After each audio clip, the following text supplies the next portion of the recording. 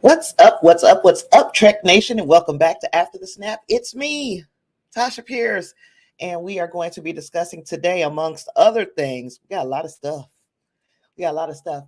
Amongst other things, we're going to be discussing Star Trek Lower Decks, Season 4, Episode 4. We are almost halfway through this fourth season. That one is called Something Borrowed, Something Green, and it is almost exactly what you thought it would be, but we'll get there. We also have Beyond the Holodeck returning this week because I didn't do it last week. Now, look, y'all, I got all the links to the articles that I used to research for this episode. All of those links are supposed to be in the show notes, but guess what? How many guesses will y'all need? They're not there. I'm going to see if I can copy and paste them in right now. I don't know if it's going to allow me. Let's see. Yeah, man. I've been working on both podcasts quite a bit over this past week, and I honestly believed that I had done my slideshow yesterday, and I didn't. So I'm putting these articles, the links in the show notes now. So hopefully that will work out. It's going to only be on YouTube. So if you're watching me anywhere else, come over to YouTube if you want to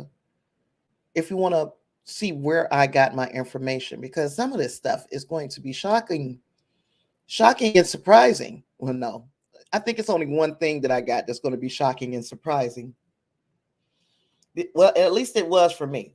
And, some of you guys are a little bit more, let's see. I'm trying to do two things at once. So y'all see how my attention span is. Some of you guys are a little bit more knowledgeable than I am.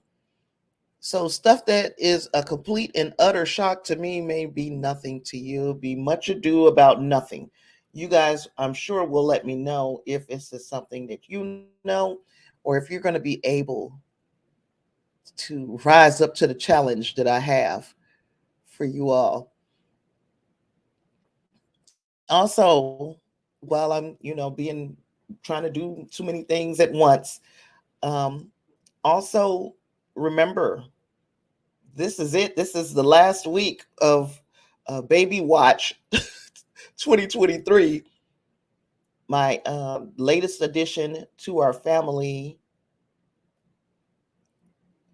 named Amira. Amira should be making her grand debut at some point, probably this week, unless she's got other ideas. Babies have their own way of doing things, but that means I might be missing in action for a while. I can't say how long, because damn, no, I couldn't do it.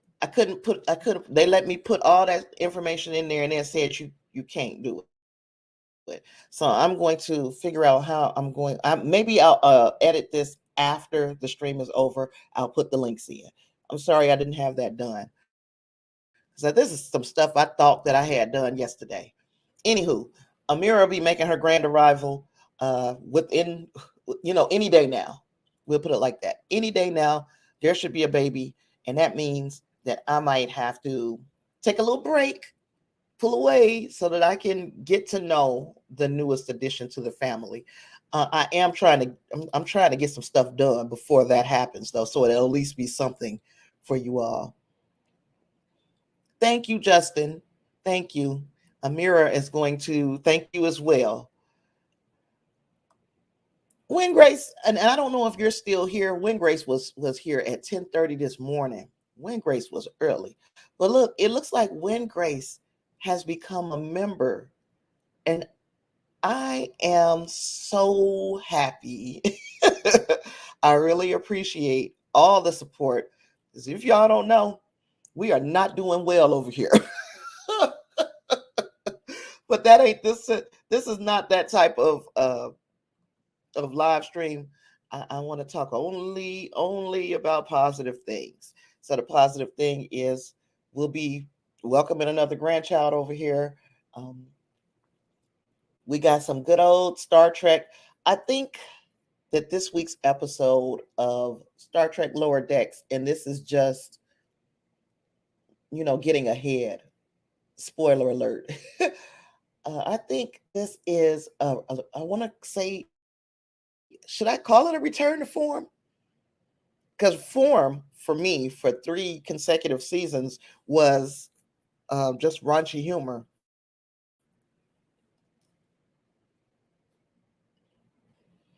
Here we are, y'all. We're going to jump into today's presentation. In a minute. My grandson knocked my windscreen off of my microphone because that's what he does. He does those types of things just to keep me on my toes. Anywho, let us get into our first topic for today, and that is these Star Trek very short treks. Now, mind you, I liked the first 2 Star Trek very short treks. I guess you guys can see where this is going at this point. This one is called Worst Contact. So it is Jonathan Frakes came back as Commander William Riker. Gates McFadden comes back as Dr. Beverly Crusher. Both of them are from The Next Generation.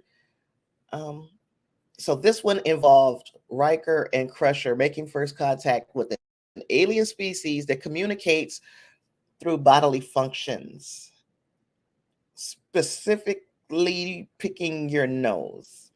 Now, this is, I want to say it's a bit more lowbrow than the first 2 episodes. And the first 2 episodes questionably may have ruffled some feathers, but this one just bordered on being gross. And even still, I laughed a bit. Now, don't think I just don't have a sense of humor, but then they started taking shit too far. Yeah, it's boogers and microwave fish and everything nasty that you could think of. I don't know how anyone else is feeling about this one. I got, I guess, a mixed reaction. I found it funny, but is this where we want Trek to go as far as its animated contact or animated content? This is like a step lower than anything I've seen them do on Star Trek Lower Decks. And that is saying an awful lot because I've seen some crazy stuff on Star Trek Lower Decks. So I'm wondering if we are just going to step off into the complete absurd and the complete nastiness that we can actually think of when we think of Star Trek. Do we want the thought of Star Trek to be commingled with just lowbrow, crass humor? Oh, Yeah, Clarence, and welcome to the stream today, sir. Clarence says, I didn't hate it, but they took it too far. It was too lowbrow and not smart. And that's a concern to me. That's a big concern to me because we had a show that was smart and funny, and it had a message, and it fit very nicely and neatly into the Star Trek canon and what we've come to expect from Star Trek shows. It was called Star Trek Prodigy. Now they get rid of Star Trek Prodigy, and then they bring in some things like this. Again, this is not to say that I am completely hating the very short treks. In fact, I loved the first two. I'm just wondering if this is setting a precedent that, Star Trek can go in the gutter because that's the way it's feeling. Of course, I'm an older viewer of Star Trek. Things that I come to have an expectation of Star Trek, which is part of the reason why I was so apprehensive about Star Trek Lower Decks. But this is worse. This episode was worse than Star Trek Lower Decks. I really and truly cannot believe they took it where they took it. But they went there. They went there. It seems like this third short continues the trend of being a parody of Star Trek and all of Star Trek's tropes. And the humor that they are choosing to use is rather vulgar. Because it is not supposed to be canon, at least I don't think it is, because it's not supposed to be canon, it makes it fun for people who enjoy that type of humor. But it is concerning because we do want to present uh, the best. And if this is going to be the worst, then the worst and the best of Star Trek, particularly in its animation. And I think Star Trek Prodigy was everything that we wanted in an animated series, and they just couldn't get right. Let me see here. I'm gonna put my glasses on. It's another thing that's been happening today. My vision has been very blurry, but I think it was because my blood sugar was low. It was somewhat funny, but it was too lowbrow for Trek. I like funny, even lowbrow humor at times, but not with my Trek.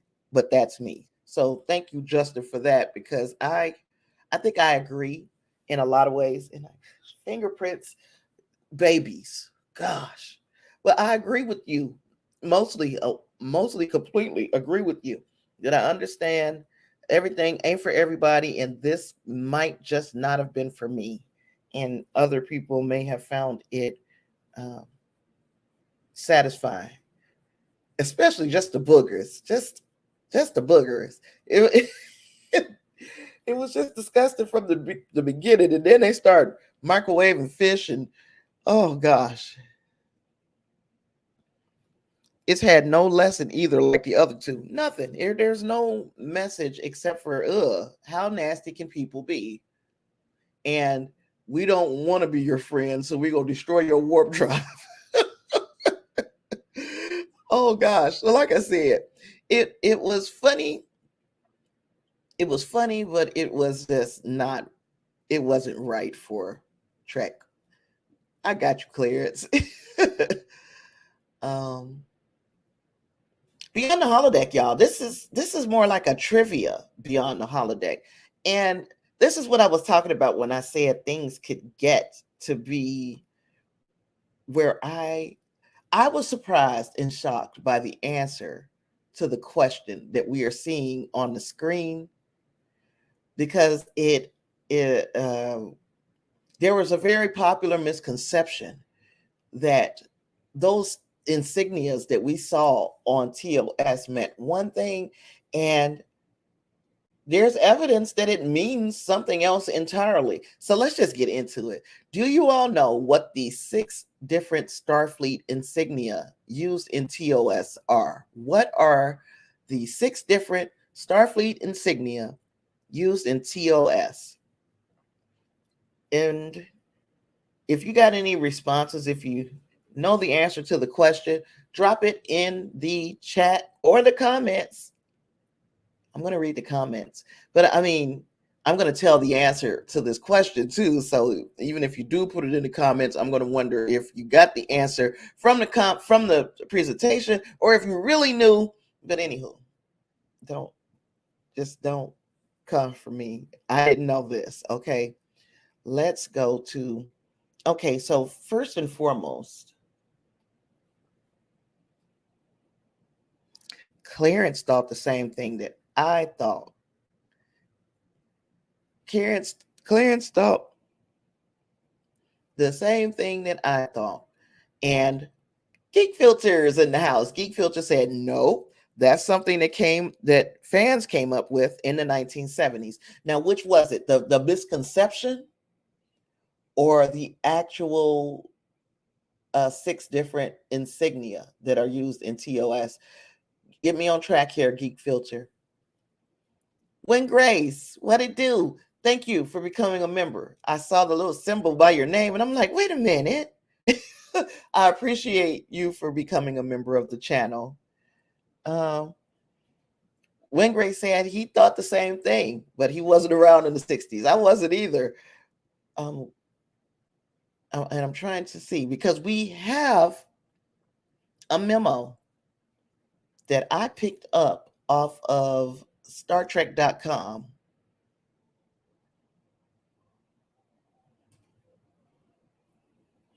So Geek Filter said there was an internal memo that said all ships, save for merchant marines and cargo ships, had the same Starfleet Delta. There were 2 errors in TOS that prompted that memo. I'm about to show you the memo. If I can read it, because I told you my vision is truly blurry today. Okay, so this memo is from Bob Justman going to Bill Theus. I think that's his name. And it was written on December 19th, 1967. It says starship emblems as the subject. And I got to get really close to this TV. Sorry, y'all, I can't see today. Like, cannot see at all. While sitting in dailies today, it was noticed that a starship captain from another starship was wearing an emblem unfamiliar to yours truly. I have checked the occurrences out with Mr. Roddenberry, who has reassured me that all starship personnel wear the flagship emblem that we have established for our Enterprise crew members to wear. So this is going all the way back to 1967, and it's saying everybody was supposed to be wearing the Delta, right? Doubtless, this situation has arisen due to the fact that a different starship emblem was used last season on Charlie X. However, the personnel of that other ship in that show were the equivalent of merchant marine or freighter personnel, and therefore not entitled to bear the proud insignia on their individual and collective breasts. Please do not do anything to correct this understandable mistake in the present episode. However, we should have Starfleet personnel in any other, or I'm sorry, should we have Starfleet personnel in any other episode, please make certain that they wear the proper emblem under penalty of death. Oh gosh. So needless to say, this mistake never happened again, as far as I know. But we're going to go. I mean, we're going to go over what those the 6 emblems that are used in TOS and what their meanings are. Let's see. Justice says outpost duty, starship duty, spacecraft duty. And Geek Filter is saying that isn't super clear either. It's not your eyesight. You know, it's because I ate very late today. I'm like literally just ate. I get to doing stuff and I forget to eat. And I am diabetic.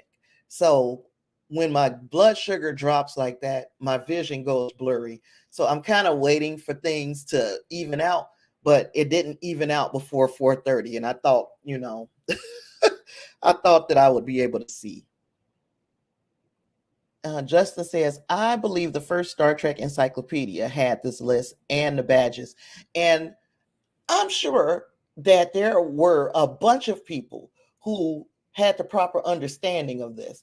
But because in the beginning, I watched Star Trek in a vacuum, and then I continued to go with the things that I thought about Star Trek and carried them over into this. I've even said it on this show a million times, and I was wrong, because these emblems or insignias have so many different meanings. These are the six insignia. No, these are the insignias the memo referred to. So the memo, as it referred to, you got people coming on the ship and they're wearing some stuff that we don't know anything about. Why are they doing this? Under penalty of death, never make this mistake again. These are the insignias that Bob Justman was talking about. Ouch. Geek Filter. Ooh, yeah. They did make a mistake in Enterprise as well. Geek Filter said there was an error made in Enterprise. They hadn't upscaled TOS yet, so they thought the Defiant had a different symbol, but they didn't.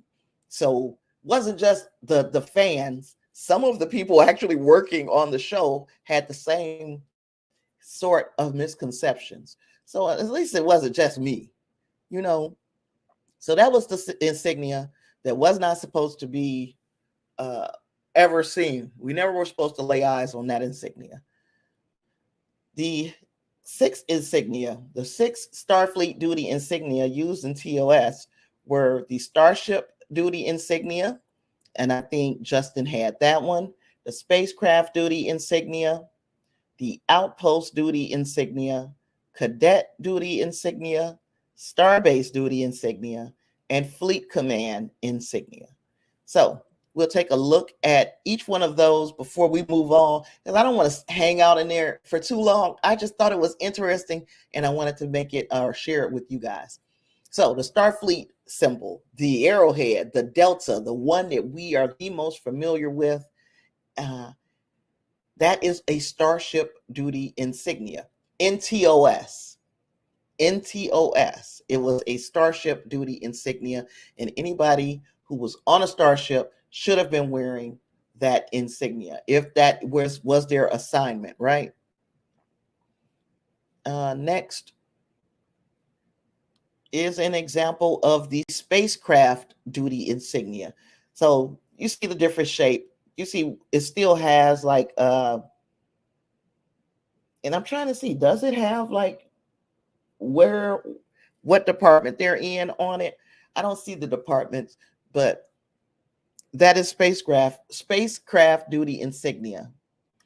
Did I read this one?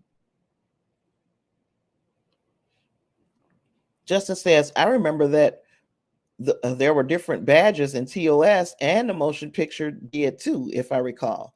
And that's another one of my little weak spots. I don't remember the movies the way I should. I just don't. I don't know why that. I don't remember the movies unless it's the ones that happened in the 2000s.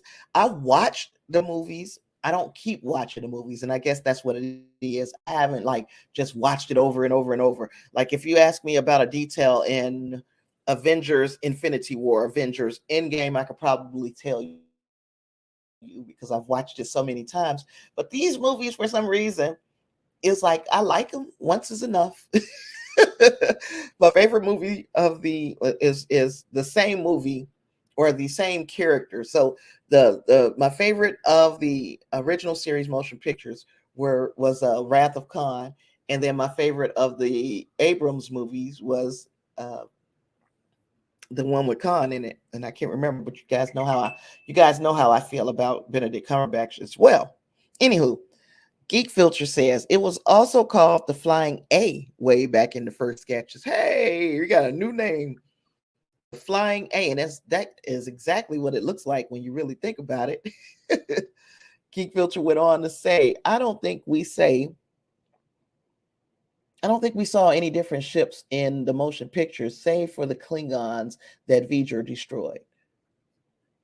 So as far as having different insignia on their uniform, make me understand. But that is supposed to be our spacecraft duty insignia. Moving on, outpost insignia was the next one. And it looks like every time somebody wears that insignia, they don't meet a very happy end. So I'm pretty glad that that they're not like making cosplay out of these, because we would have to literally dirty it up, sully it up a bit for us to wear it. Outpost duty insignia. Okay, I thought I saw a new answer there. And then cadet, and this smug son of a you know what, he is an example of the cadet duty insignia. And we got what? The Starbase duty insignia, which I really like. I think that is a very nice emblem, and I would wear that. I would rock the hell out of that emblem. And I think this is last but not least, the Fleet Command insignia. And another thing that I read in that StarTrek.com article, which I will be linking in the show notes after the show is over. I didn't do it. I put what we're going to be talking about, but I didn't put the links because I'm so bright. But anywho, what the hell was I about to? Commodore. I never knew what the significance of the Commodore rank was. And reading that article gave me a little bit more insight in what it was a Commodore does. I know that some of you guys will be like, how did you not know that? Okay, a Commodore is one rank above a captain, and they have multiple ships under their command, usually in something like with Geordi, the Fleet Museum. So something that was just different for me to know. Let me see. Justice says, I believe that all the TOS movies had the extras with different badges, but you really had to look. And Clarence, and they may have been people who were assigned to some of these different places, but I don't know because I don't remember. Clarence says they need to bring these back now that they make sense to me. Yeah. Now that I understand, it's more like I see now. I see where we were going with this whole thing. And yeah, we can bring those back. We already heard Commodore make a kind of resurgence. I don't think Commodore was a rank that we had heard a lot since TOS. Correct me. I know Geek Filter. I know you know. Correct me if I'm wrong here. Pretty sure by then they were all consistent. We're talking about the movies. Clarence is talking about the Doomsday Machine, the episode from this particular still. And Justice says, only reason I say that comment is I watch the movies every few months. And I probably haven't watched the movies in forever. But that was so interesting to me that I had to share it with you all. And I just wanted to see who all knew what these insignias or these different emblems meant. If you are interested in the article, I will be fixing the show notes wherever you're watching, except for Twitch. I don't think you can get show notes on Twitch. But wherever you're watching, I am going to put the link to that article and all of the articles that we are discussing today in those show notes. Miss Powell says, welcome back to the show, sis. I'm so glad to see you. Until Picard, Commodore O, and Geordi. You are correct, girl. I forgot about Commodore O. Justice says, Commodore rank kind of was phased in TNG and onward. Oh, phased out TNG and onward until, as Miss Powell says, until Picard, when we started to see Commodore make a comeback, starting with Commander, or I'm about to call her Commander, Commodore O. Thank you, Clarence. And Geek Filter is seconding. I believe that Miss Powell is correct. Yes, I think so too, because I don't remember seeing one until, and I was thinking Jordy, but I had forgotten about season one where Commodore O was made her presence known. So phased out until Picard. Okay, got you, Justin. Strange New Worlds is coming. Let me coming to DVD and gosh, let me pull my notes up. Strange New Worlds is coming to DVD, Blu-ray, and 4K in December. So season 2 home release will include over 2 hours of special features like behind the scenes featurettes and deleted extended scenes. There will be regular and limited edition steelbook versions of the Blu-ray, which we see right here in our picture, and 4K UHD with the steelbooks containing bonus items like a poster and magnets. Pre-orders are available right now on Amazon, and we saw season 1 being a little stronger than season 2, but season 2 still was a win for me. It was a win for me. And sometimes people are trying to, I guess, figure whether or not this is going to translate well into sales for Star Trek Strange New Worlds season 2. I think we'll be fine, because there are people, there's a group that I was in where there was a man who said, he basically said there were roughly 10,000 people who didn't like season 2. And he was like, this is evidence. You guys could stop pretending like season 2 was such a hit. And it's like 10,000 people who took the time to bash the show is not the same as the entire fandom saying, look, we hated this show. I don't agree that this show or this season was a flop, and people are doing all types of mental gymnastics to make it so. It's okay to have not liked the series. It's okay to have not liked particular episodes, but to say that the season flopped when there's a million pieces of evidence that it did pretty well is just, it's I can't understand the thinking behind or the logic behind those things. Let's see. Miss Powell says Picard confused me, as Geordi and Beverly have the same rank pips. So Commodore and Rear Admiral may be the same rank. The only difference was the color of their pips. Okay, I see. I think Geek Filter is going to clear that up for us, but we're going to see. Justice says, did anyone buy the Picard DVDs? I recommend it. Very good. Now, I did not make I didn't put this as part of today's presentation, but I saw the article today where they were talking about the DVD version, or Blu-ray and DVD, all of that, the at-home version of season 3 of Star Trek Picard. The opening scene, or there was a scene with the Enterprise that was not the same as what we saw on Paramount Plus. They're saying they're going to redo. Let me look at this. They're saying they're going to do something. Shucks, I got to look at it. They're going to update with the enhanced visual effects shot.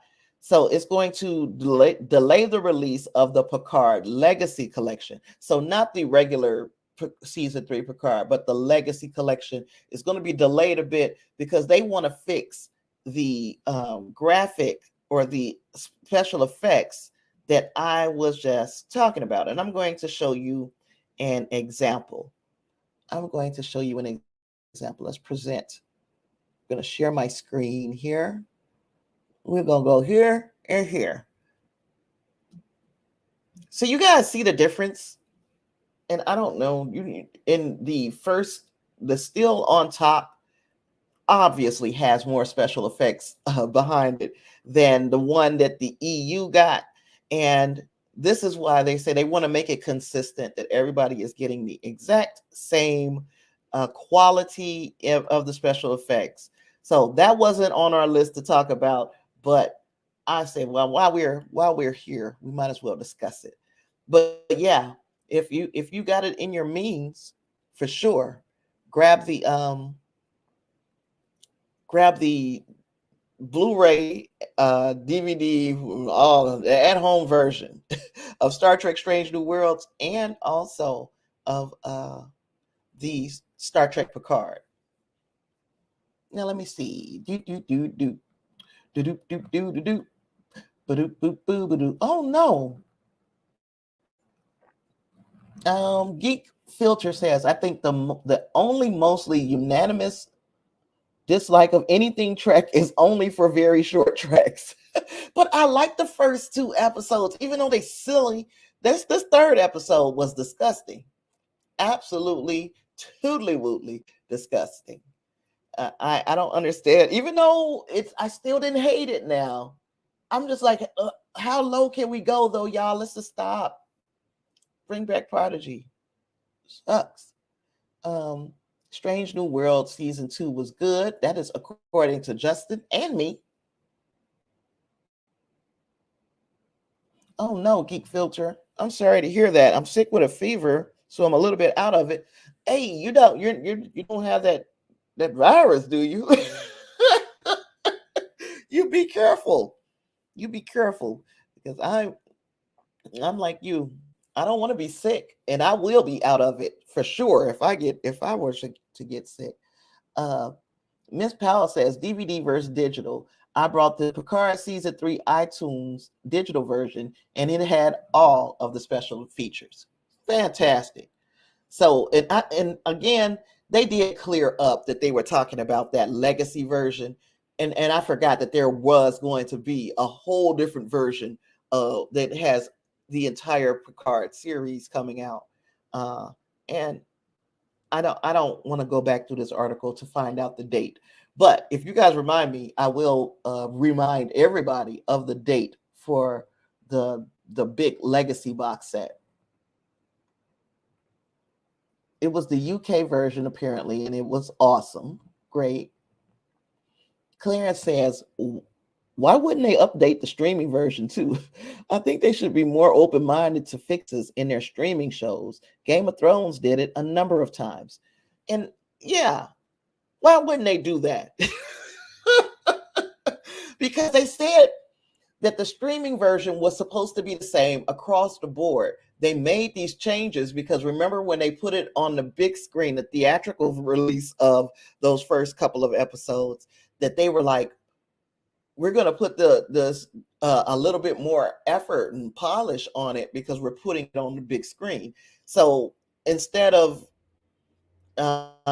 across the board making it where everybody got what we saw on the big screen, they picked and chose for the markets that they would do that in. Justice says, it reminded me of the old show. And Ms. Powell says the special effects were updated for the IMAX screenings and then added to Paramount. Yeah, this is exactly what I was just saying. Exactly. Clarence says, oh, okay, they did update it. Good.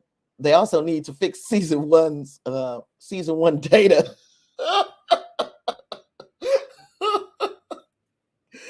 Oh gosh. And well wishes for Geek Filter. Get well, sir. Wingray says, I would appreciate the short treks more if they were in addition to a real serious celebration of TAS. As it stands, it's kind of a low effort for an anniversary celebration. And they're taking it somewhere that it doesn't need to go, too. I agree with what you're saying here. This is very low-hanging fruitish for an anniversary celebration. And then for it to just be a continuation of vulgarity in Trek. And it's just, yeah, it hurts my feelings because, as I said earlier, if you guys want to keep making not very serious animated Trek, then you should have kept the one show that was trying to be smart, and that is Star Trek Prodigy. But like I said, beating a dead horse, let's move, because I know we've been here for almost an hour now and we ain't even got to the main event. Geek Filter says the next one is written by Aaron Waltke of Prodigy, so I have some hope for that. The fourth very short trek. Yes. Feel better, Geek Filter. Geek Filter. Gosh, my mouth don't work. Geek Filter says thank you. Now, Miss Powell says these very short treks are terrible, but the Chime Barrier digital comic has been fine. Well, you know what? And it's simply because I always, and I need to get a little bit better about just staying abreast of what's going on in the digital comics and the comic side of things, the graphic novel side of things, because I've said it a million times, I don't follow them, but since I'm talking Trek, I need to know my stuff. And I'm going to take your word for it, Miss Powell, that the Chime Barrier digital comic is good. And I will tell you guys to, on her recommendation, y'all need to watch that or read that. Oh, gosh. Thank you, Miss Powell. November 7th for the Picard Legacy box set. Great. So we got that little bit of information. Let's move on quickly. And I want y'all to indulge me for a moment because I know some of you guys do not like Discovery.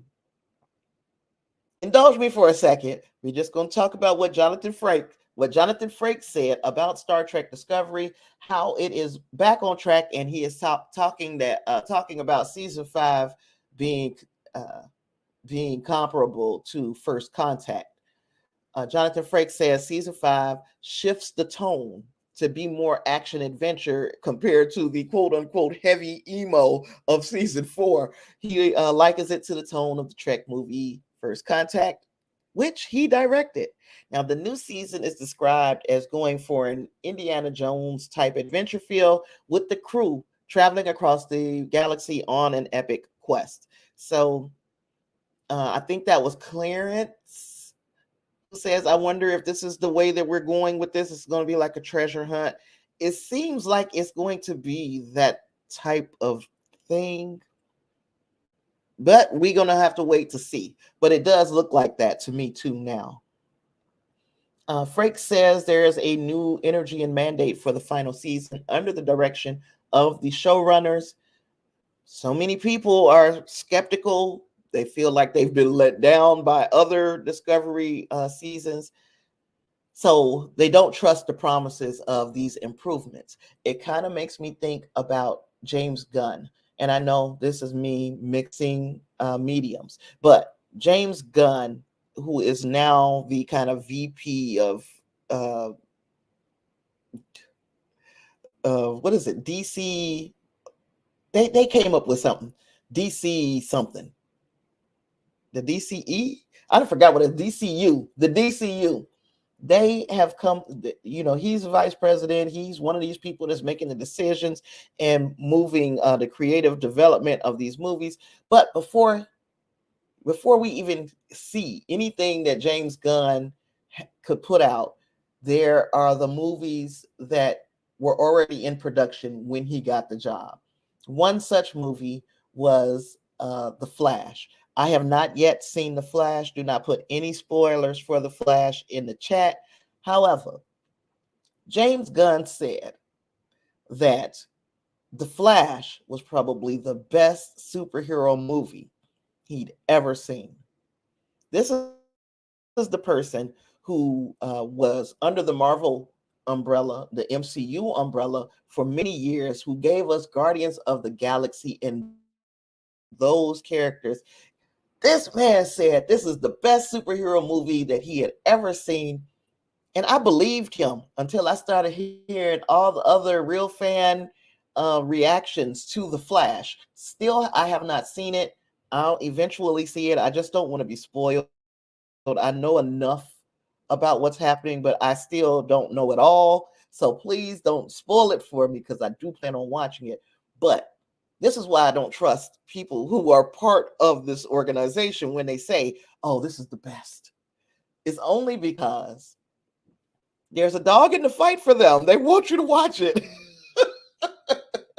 So James Gunn ruined it for everybody with his, and I haven't seen the movie yet. But with his take on the Flash, he kind of may have ruined it for me. Um, Geek Filter says they named the bad guy Fontana. That just boils my blood. Dorothy is glaring at Casper Kelly from her grave. Oh, wow. DC Fontana, or is that the Fontana? They was, why would they name the villain Fontana? Anywho, Clarence says, I get your point, Win Grace. It's more like they are just poking fun. If I were more into the animated series, I might get upset about it. Justice says it reminded me also of the old models. Miss Powell says, I saw that about Fontana. DC Fontana is a great reason for the greatness of TOS. Discovery launched 6 years ago today. How about that? I did not remember. I do remember. I always bring up Clarence and them, y'all. I do remember being in like frantically trying to find somebody to listen to and to talk about this season of the first season of Star Trek Discovery, to kind of do the watch along with, and that's how I found Clarence and them. It sure is. Miss Powell said, not good, just fine, by Casper Kelly as well, but less vulgar. Okay. Paramount Plus Twitter links to the comic when it links to the very short tracks. Old Indy or young Indy? Oh God, I really hope it's young Indy. Please, come on. Geek Filter said, ooh, I heard it was bad. Talking about the Flash, I have not heard nothing good about the Flash either. I have not heard anything good about it. Justice says, I'm gonna keep my opinions on James to myself. Claire says, I didn't hate the Flash, but I also heard it kept getting altered. Man, when you're doing all that change, and it's obvious that something is wrong, you know. Justice says, yep, didn't hate it, but was just changed. Oh, it was just changed too much. I agree. Yeah.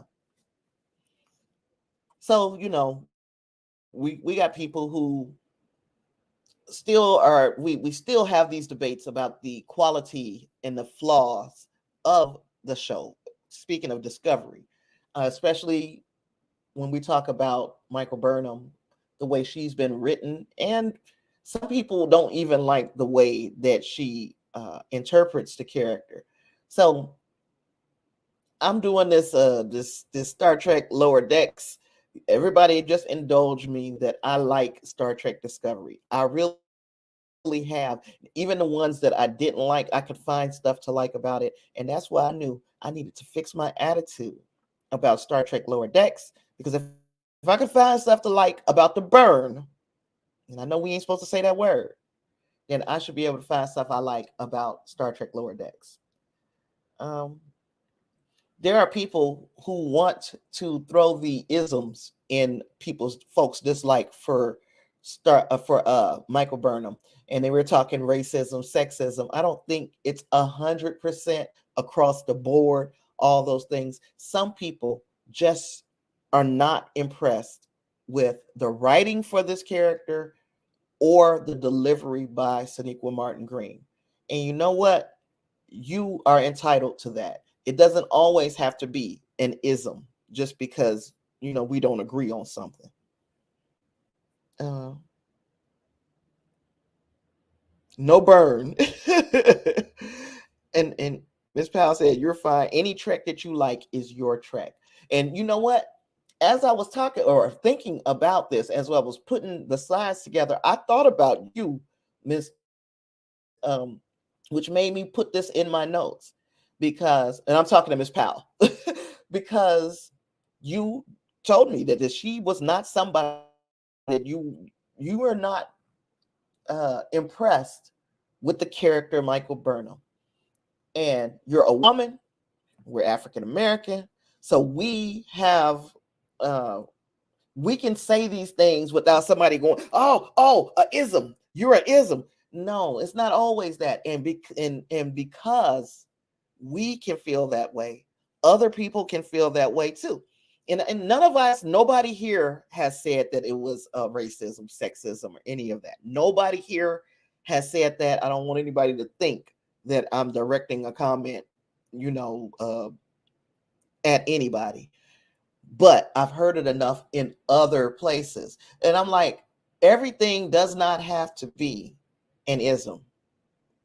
And there are a lot of isms out there, but I don't see this as one of them. Some people may feel that way, but the split of the fandom is not because of that.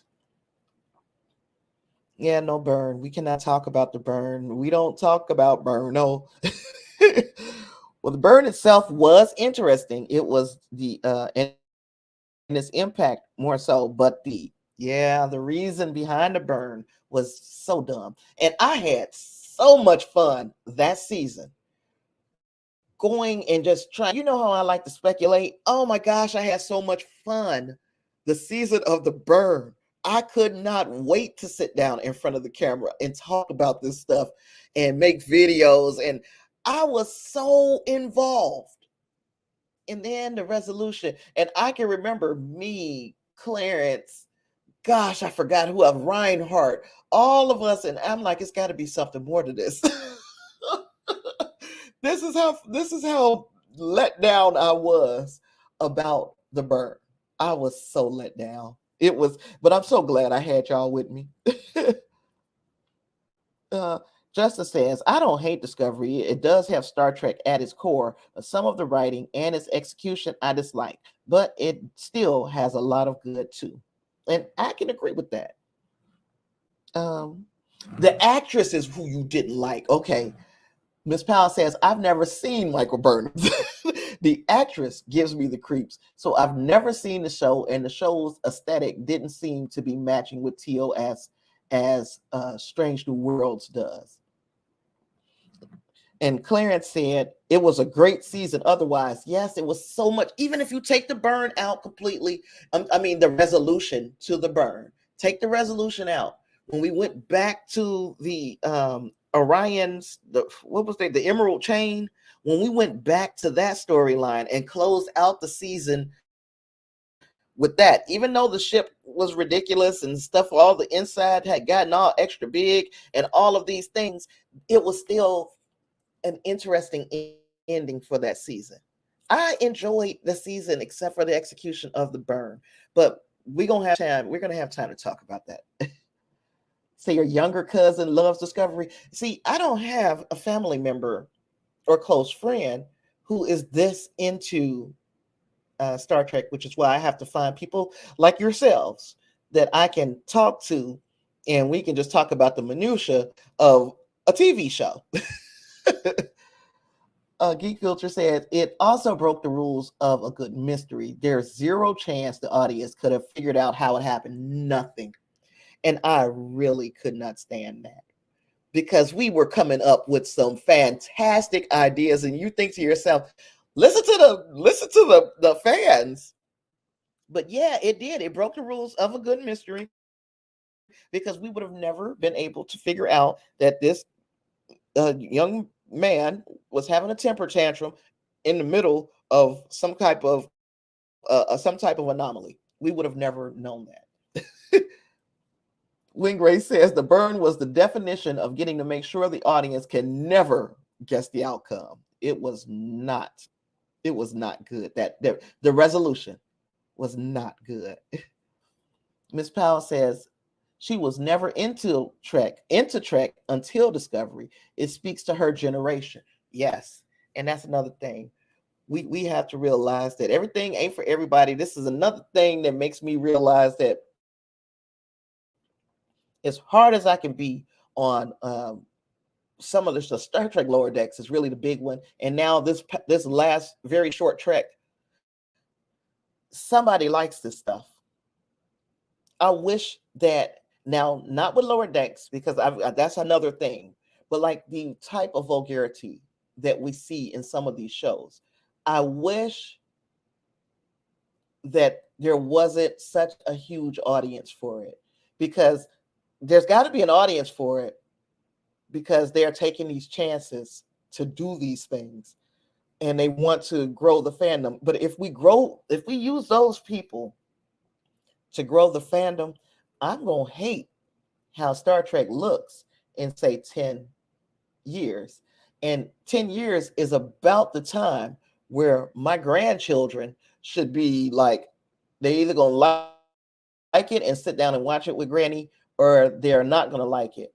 But I don't want to start them to watching something if in the end it's going to be like complete and total garbage. By the time I'm gone, I don't want it to have gone down the toilet.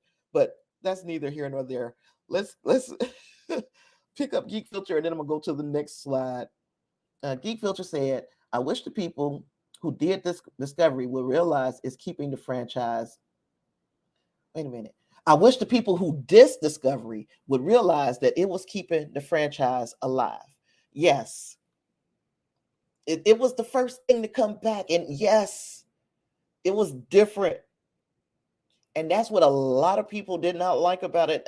The major differences between Star Trek, especially in the time period that they put Discovery in, between Star Trek Enterprise and Star Trek TOS and Strange New Worlds, we had Discovery's first 2 seasons. And I just honestly, I rectified the differences in my mind to, hey, this is us seeing a look at Star Trek through a 21st century lens, but also we have the budget, we've got the special effects. This is what 1960 something Star Trek would have done if these things were available to them. But that was cutting edge for back then, what we saw in TOS. And I just kept asking myself, why do people even want this ship to look like TOS? But then we move a little further and get to Strange New Worlds, and they listened to the feedback that they got from Star Trek Discovery, and they made the ship a bit more consistent with what we saw in TOS. And it still has its differences and its upgrades, but you can see that it was clearly based upon that same ship. But so yeah, I get it, but I don't. We wasn't gonna have any Star Trek if we didn't have until we got Star Trek Discovery. Let's see. Geek Filter adds, the very short treks came exclusively from the marketing department, and many people warned them people wouldn't like it. So I don't think shows will go down. I don't think shows will go down that road. Please. And the marketing department need their butts kicked. Yeah, we're gonna talk about Roxann.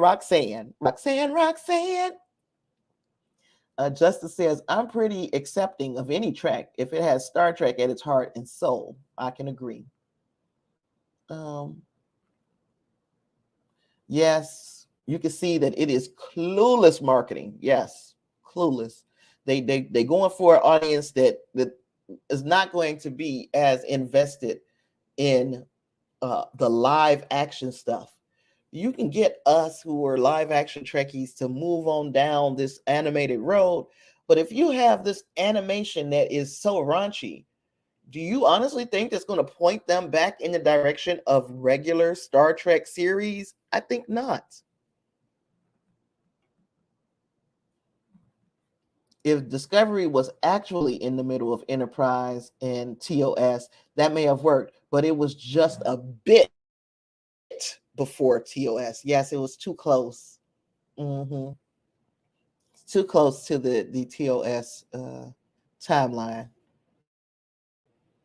So we're going to talk about Roxann Dawson before we move into Star Trek Lower Decks.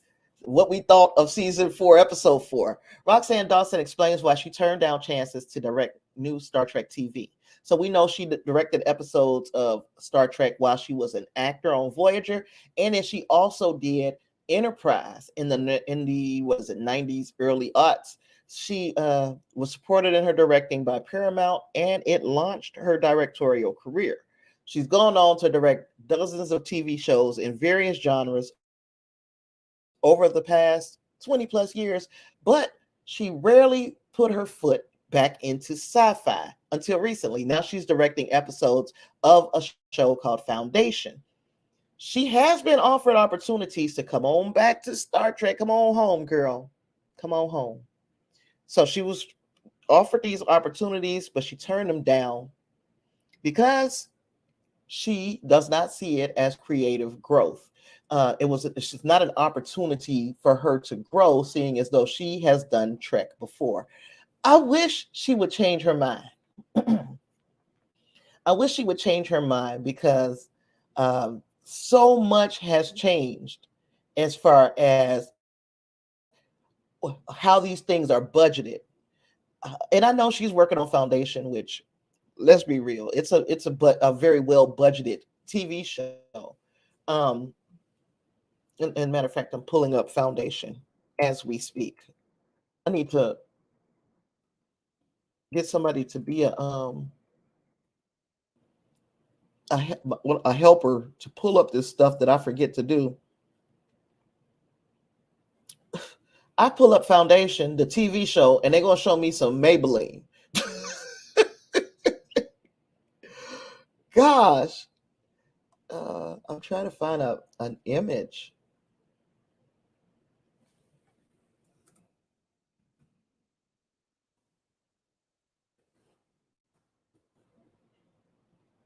It's one of those Apple shows, and I do believe it's one that I wanted to see.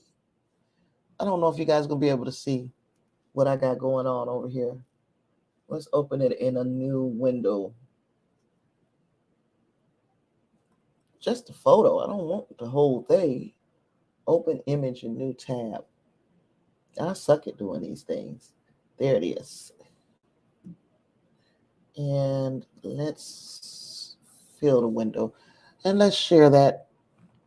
So yeah, she's saying that, oh, it's not gonna grow me. If it ain't gonna grow me, I'm not doing it. Geek Filter says, I wonder if it really is that she is rather right wing. Oh, but I mean, I would think, and Trek no longer matches her personal ethos. Maybe it's sci-fi. Maybe it's Maybelline. That is something. Well, and I don't know her politics, and so much. I really hate that politics has entered the fray so much with these TV shows. Remember when we were young, when we rarely knew what anybody's politics were? And now all you need to do is, or at least all we think we need to do is hear a person speak. And then we start thinking, oh, this is that, they're this or they're that. I don't like, I honestly wish we could go back to the times where religion and politics were kind of off the table, but here we are. Oh gosh, here we are. So yeah, Roxann Dawson is still doing sci-fi.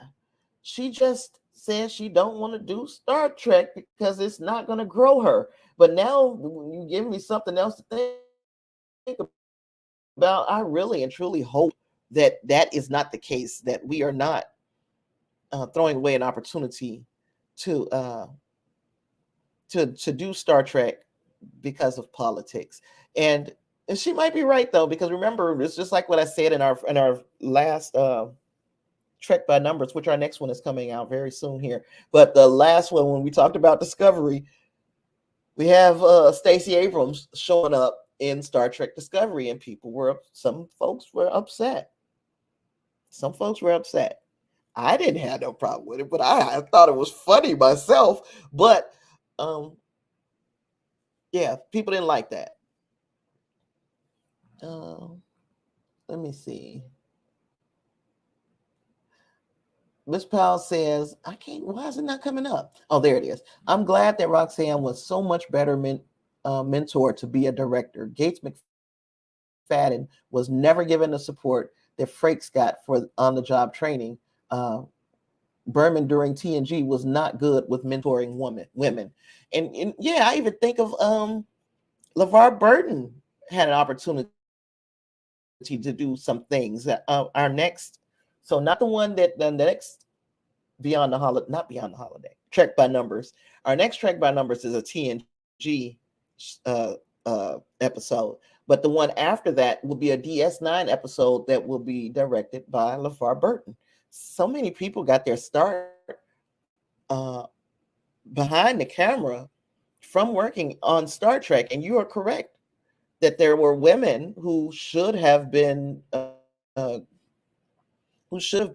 given the exact same tutelage as the men. Specific. Why is my mouth not working? Specifically, Frakes and Burton. And yeah, Justin, I just wish we could go back to the good old days where we just talked about regular stuff, not politics 100% of the time. Ugh. Anywho, we getting into lower decks, y'all. First and foremost, one of the things, because we were trying to figure it out together, and I couldn't remember ever going to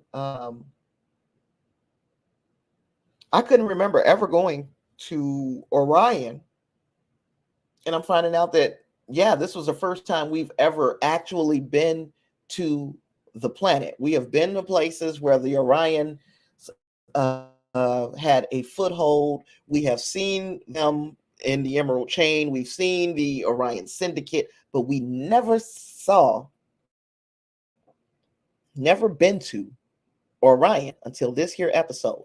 So that is one of the things that I think stood out the most to this story to me. They entrusted our first visit to this planet in all of these years to Lower Decks. And Lower Decks did not disappoint, at least not me.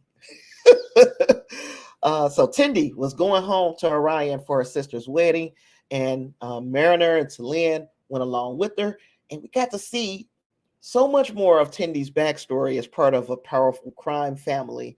Badass Tendi. Now, in case you guys forgot, Tendi is my favorite character, and her dynamic with Rutherford has been something that has brought me so much joy over the previous 3 seasons. But I'm actually glad to see them mixing it up a bit and letting them come out of their little dynamic duos of Mariner and Boimler and Tendi and Rutherford, and letting them do things together, utilizing Talene as the straight person, and we still get slapstick, we still get horror. I'm not horror. We still get slapstick, we still get comedy, but we also have a person, a point of view person who is Talene. It's like, if y'all don't calm your asses, just calm down. Just calm down. And you got to see a lot of growth in characters in this episode. Now, Miss Powell says Lower Decks is very good at combining all of the various elements of previous Trek. And I honestly think this time they knocked it out the park. But like Clarence said, the A plot was fantastic. The B plot, I wasn't digging. No, now don't get me wrong. I like Boimler and Rutherford as Brotherford and that, but I did not like the whole Mark Twain ish and all of that. Didn't like it in one bit. So we know though that Tendi is revealed to have been trained as an assassin as a child, and she had to go back home because her sister is getting married. Plus, her sister staged a kidnapping. So Tendi had to go home to kind of save her sister. Um, it was something else about to say. I cannot remember if we have seen an episode where Tendi didn't show the skills that she has. We know that we saw her doing some completely outrageous stuff last week. How quickly she was able to scan all those discs or whatever they were in, but she was able to do all of that. We like, how Tendi is she's so handy like that? How did she get this this streak about her? And we're learning that the streak was trained into her. But like, have we seen Tendi in an episode where a fight or something violent was going down and she didn't get bowdy? Seems like it was that one where, y'all remind me, because one thing about the Star Trek Lower Decks episodes I watch, but the brain cut off, I'm not remembering, I'm not retaining an awful lot about Star Trek Lower Decks. And if I don't talk about it immediately, almost, it's gone. And I'm not watching these episodes twice unless they are really speaking to me, which this one was good. This one was good.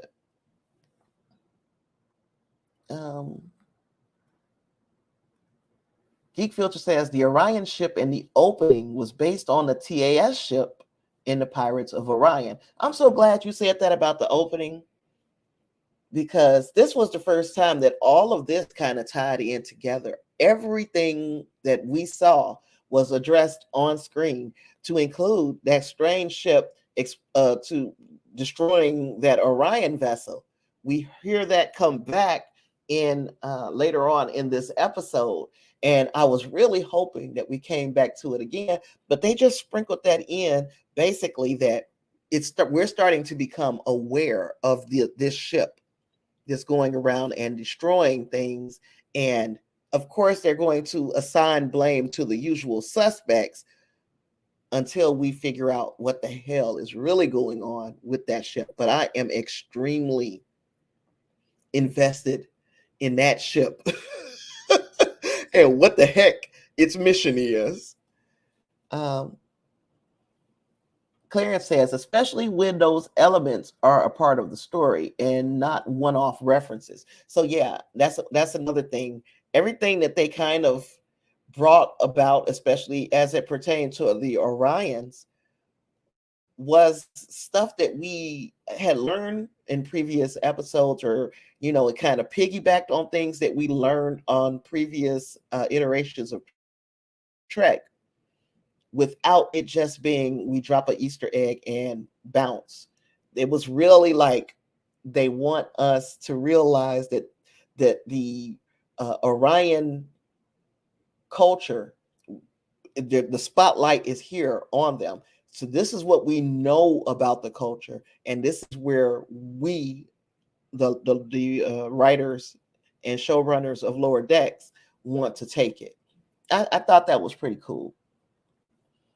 Justice says, I like Lower Decks a lot, but at times it's too Rick and Morty, and I'm not a fan of that a lot of times. But Lower Decks is still real good. And you have mentioned before that Rick and Morty ain't your thing, and I don't watch it, so I don't know. But that you are able to find something that you like about Lower Decks. Deep cut at Geek Filter, yes, that Orion ship was based on the TAS ship in the Pirates of Orion. Wingray says, we saw her back in the season with the other Orion guy and the multi-tool. Oh, okay, so you're talking about the ship. Talin has been a great addition, says Miss Powell. And have you noticed that Mariner is getting more serious?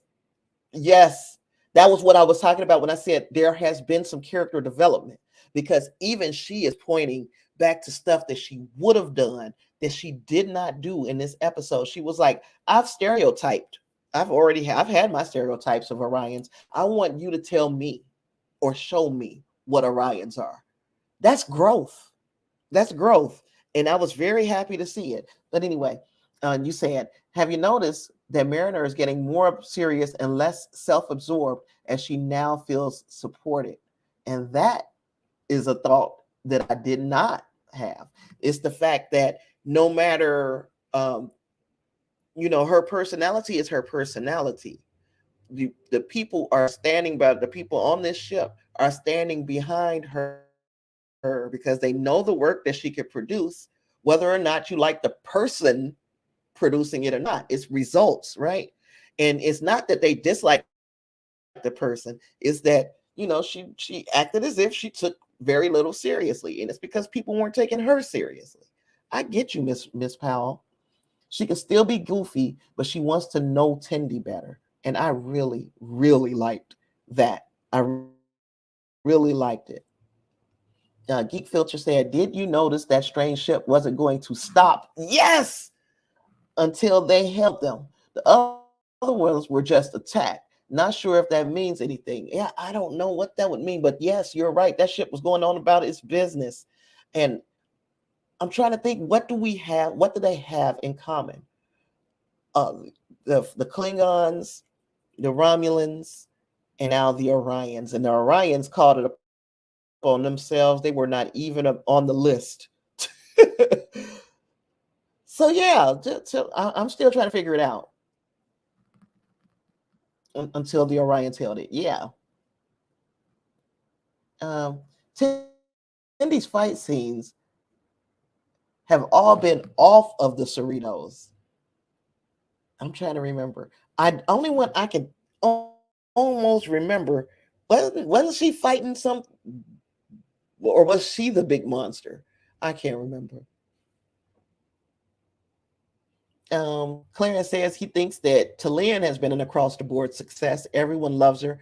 I like Talian. I like what she brings to the dynamic of this little core group of lower deckers. The crew is always there for each other, says Justin. Yes. And that he loves that. He loves the fact that they have one another's back. Geek Filter said, yes, Talian is agreeable, but a bit overly excited. And Wingray says, so uh, based off Himmer and Shaw, that means they'll probably kill her. I hope not. I really hope not. So yeah, the episode expands on the Orion culture, and it's making it more of a matriarchal society, which we saw bits of in, was it Enterprise, where we learned that, oh no, it's not the women that's the slaves, it's the men. Doom doom doom. Now, as Tawny Newsome said, and I cannot remember where I saw her saying this, she's like, no, we kind of don't want anybody to be slaves. We kind of don't want anybody to be a slave. So maybe we should, ixnay on the Abe slave stuff. But anyway, now this B plot, it involves Boimler and Rutherford role playing as Mark Twain on the holodeck to resolve a conflict. And that spreads to the bridge crew unsuccessfully. Now, thank you, Wingrace, because until I watched your video, which I watched right after I watched this episode, until I watched Wingrace's video, I did not know where I saw this character before. And I'm talking about the what is his name? The Karloff? What was his name? Shaloff? Somebody help me. Because I didn't put that. I don't think I put it in my notes. Yeah, I didn't put that in my notes. What the name of it was. This creature. B plot was meh. It was meh. It wasn't terrible. It wasn't that fantastic. Fortunately, the A plot, the main plot of this episode, was so strong. I enjoyed it. Um, Overall, this episode, it did deliver strong character development. Gave us a little humor. We got some good performances. expands the Trek lore. We got to see Orion. Hey, I think that they did an awful lot with uh, the lore, with canon, and inside of this little bubble on the Cerritos. We got growth both ways, and I think that's fantastic. You can't ask for too much more. Um, can't ask for too much more. Thank you, Miss. Oh, wait a minute. We're gonna go. I'm gonna pick up all of your comments. Miss Powell says, "I wonder if eventually Tendi takes her anti-pheromone spray and changes her culture forever." Huh? That would be cool. And it was a Shaunoth. A Shaunoth is the species. I could not remember where I had seen it before, but then um what's his name? Windgrace. Windgrace put it out there like, yeah, this is where he was, and this is when you saw him, silly. Geek Filter says, in real life, we don't know what Samuel Clemens sounded like. We have no recordings, but in the Star Trek world, they do because they met him. He did not sound like Foghorn Leghorn. I was thinking Foghorn Leghorn too. But yes, I do remember we don't know what the real Samuel Clemens sounded like. I never knew that there was nothing that captured his voice, but that's neither here nor there. Like I would have liked to have known what he sounded like, but all we have is pop culture, and they always make him sound the same, don't they? Except for in this, he sounds like Foghorn Leghorn in this. And that was TNG season 3 Allegiance that we saw, the Shaunoth or the Cownoth, where they were all locked in that room together, and he was gonna eat them. So yeah, this is this season of Lower Decks is off to a decent start. Now, I didn't hate the first episode, didn't like it that much either. The second episode, it got better, and much like that, this one got better to me as well.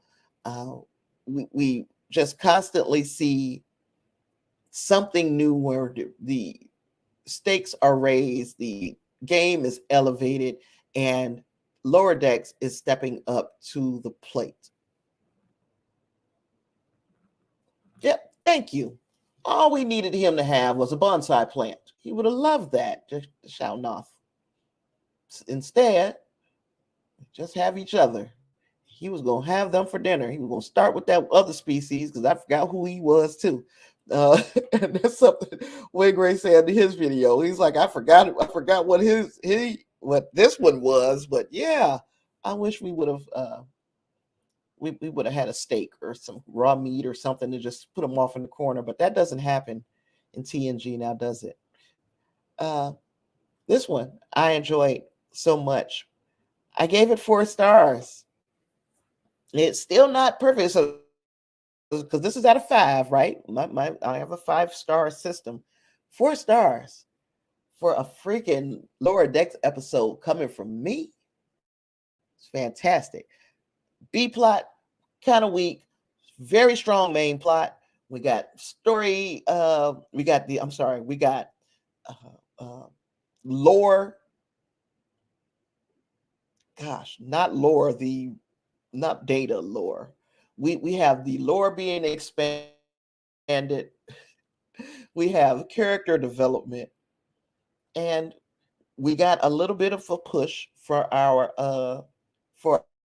mystery of this season. I loved all of that. I think it was fantastic. I am hoping that the next episode continues on this upward trajectory, because then I can see, each episode building upon the one before it. And that would mean that this last episode would just be freaking out of this world. So we're almost halfway through. Y'all tell me like where you guys are as far as this season on a 1 to 5 scale. Let's just go with this episode. How about that? This episode, on a 1 to 5 scale, or 5 stars is the greatest and 1 star is meh, you can give it 0 stars. What did you guys think of this episode? Let me know that, y'all. Miss Powell says, I read somewhere that the real planet Orion is the king of the winter constellations in our constellation pantheon. I don't even know what that is. Now you're going to make me look it up. The winter, what did you say, is the king of the winter constellation.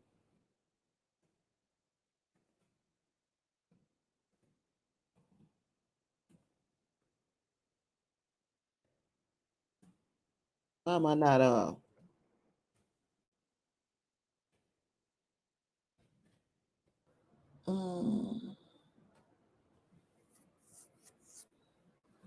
the real planet Orion is the king of the winter constellation in our constellation pantheon. So it says here, the constellation Orion is known as the king of the winter sky because it's most visible during the winter months of January through March. Orion is named after a mythological hunter in Greek mythology. So I've known about the constellation, but I did not know that it was called King of the Winter Sky. I didn't know that. So that makes sense. And that actually, yeah, it even adds to it. I'm getting hot. It gets so cold in my room.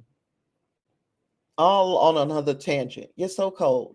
I'll be sitting here freezing. This dress doesn't have sleeves on it. And I'll be sitting here freezing, and I put the sweater on. And then next thing you know, I'm breaking out a sweat. And I wish I would just even my whole body just needs it just needs to even up. Anywho, uh Geek Filter is channeling his inner Talan. The B plot was both expected and unproductive. Oh, thank you, Claire. Smash the like button, you guys. If you guys have not yet done so, I will appreciate it.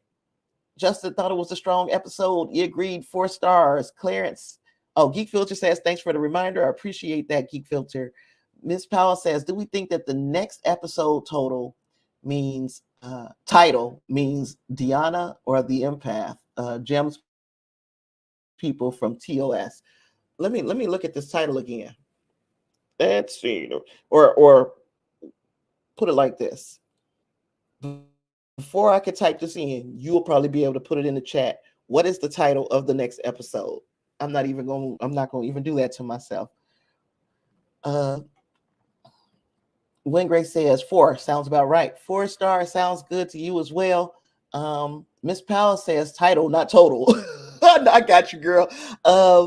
I understood, but I still don't know what that title is. So if you, girl, you have become my off-screen producer today. If you don't mind, put it in the chat. Clarence gives it a 4.3, just a tick above where we are in pathological fallacies. Girl.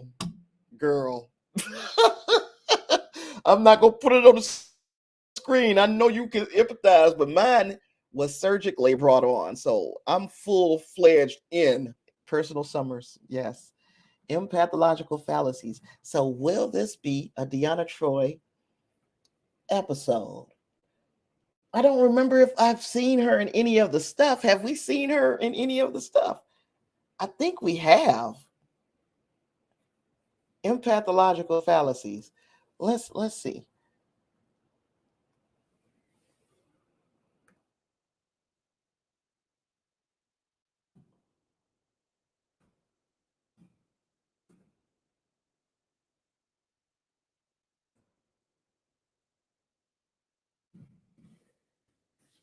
Oh, I want to see.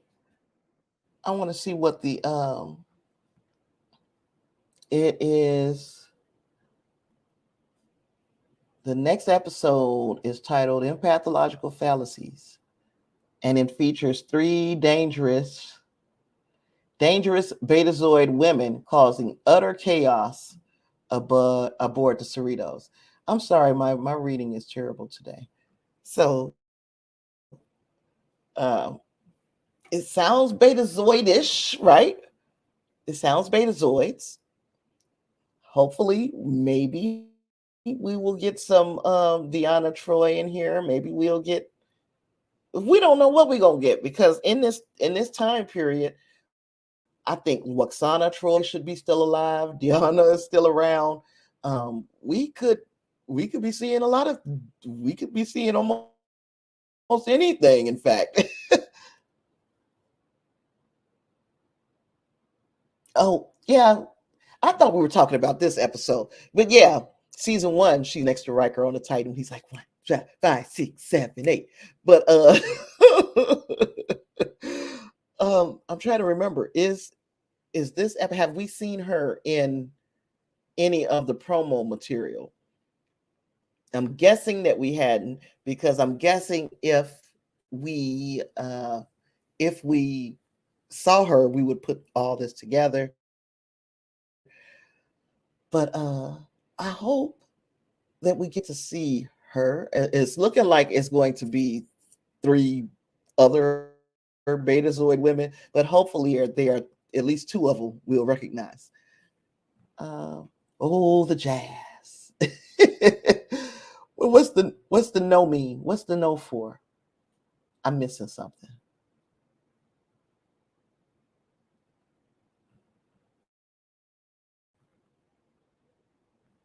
But yeah, I don't have anything else, y'all. I put my final thing is the the rating. My rating is 4. This is the best so far to me. Hopefully the next one again improves. Um yeah, I don't know what else to talk about here today. You guys got anything? Beta Z was taken by the Dominion. They sure were. Forgot. Taken by the Dominion during the war. I don't think we've ever dealt with that in canon. Exactly. And then, like, or are we going to get her 3 Betazoid women on the Cerritos, and all of them going to be going through the same thing that Waxana Troy was going through, that made all of her emotions uh, attached to other people, and then we're going to see something like that in this episode of Lower Decks, the next one. If that is the case, I can see it getting crazy, convoluted. I can also see it might be funny. So I'm going to wait, give it an opportunity. Like I said at the top, I'm going to remind you guys at the bottom, Amira Watch is like on 100 now. My granddaughter should be making an appearance in a matter of, it could be any day now. Literally, her due date is September 27th. Today is what, the 24th? We're looking at any day now. I'm gonna have a granddaughter, but I'm also going to be a little less available when she comes because I have to take a more hands-on approach with Ashton when Amira gets here, right? And I do want to get to know the little baby. I love the babies. So that's just letting you guys know up front that there could be a little lull in the action, or I could come on here and be in a very big hurry to get off because I don't want, Ashton is a very needy child because he's used to having my complete and undivided attention. And if he's going to be in here with me 24/7 for a few weeks, he's going to expect things. Now, y'all might see me have him on my lap and we can talk it out.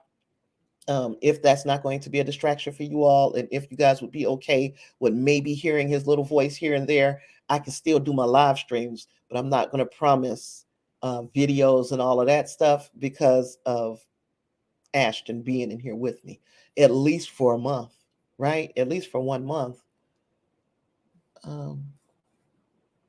Geek Filter said that would be interesting to dive into how Beta Z was taken by the Dominion, and that we need to see a little bit more of what could have possibly happened. And Ms. Powell says, I wonder if they're doing the beta canon where Betazoids use their powers for war. Whoa, that would be something interesting. That would be very interesting if we went there. Really. God bless the new little one and the mommy. They're going to need it. They're going to need it. Because, like, my son's girlfriend, she's a tiny little something anyway. And then she just looks so uncomfortable. So I'm like, I'm just praying, please let this baby come, because this girl looked like she can't stretch no further than where she is. If she stretches one more little bit, Amira gonna step up out of her belly button. Oh gosh. But of course, you guys are going to know when baby's here, because I can't help myself. I'll put pictures all over the place, right? But I did want to, you guys are always here. I want to let you guys know what's going on before it happens, especially when I know that something is about to happen. It's about to happen, y'all. Boy, it's about to be a second baby up in this thing here. This place ain't big enough for the three of them. I say three. My son is the third one. Oh gosh. But yeah, I don't have anything else. But I think that I have pretty much said what I was going to say. I enjoyed the discussion, enjoyed talking to you guys. You guys have as always, you guys have had some eye-opening commentary, some things to think about, directions that this thing could go that I had never considered. Specifically, this what we're going to do with the Betazoids for next week. I am truly looking forward to finding out now. You guys giving me some things to kind of cross my fingers, and I'm also hoping that we get a little bit more of what's going on with that ship. Prayers for your families. Thank you, Justin. We're gonna need it, and I am on always keep you guys at the tippity top of my prayers as well. This is like I expect to see some faces. I'd be so excited when some of you guys have been gone for a little bit, and I see you come back. I'll be like, yay, Geek Filter, yay, Miss Powell.